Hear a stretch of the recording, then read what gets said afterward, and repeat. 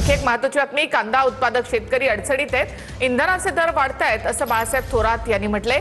शेतकऱ्यांनी मशागत कशी करायची असा सवाल आहे असं देखील त्यांनी म्हटलं। खरीप जवळ आल्यामुळे शेतकऱ्यांची काळजी घेण्याची मुख्यमंत्र्यांची जबाबदारी आहे असंही बाळासाहेब थोरात यांनी म्हटलंय।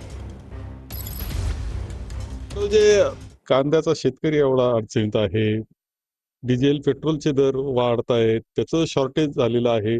शेतकऱ्यांनी आता मशागत कशी करायची हा प्रश्न आहे। खत मिळत नाही, किमती तर वाढवल्यातच, डबल किमती केल्यात, खत मिळत नाही अशी परिस्थिती आहे। बियाणाचा सुद्धा पुरवठा ठीक होत नाहीये। खरं म्हणजे माननीय मुख्यमंत्री महोदयांची जबाबदारी की ज्यावेळेस खरीप जवळ येतो आहे त्यावेळेस ह्या सगळ्या गोष्टीची शेतकऱ्याची काळजी घेण्याची आणि जो शेतकरी पिकविल त्याला रास्त भाव देण्याची।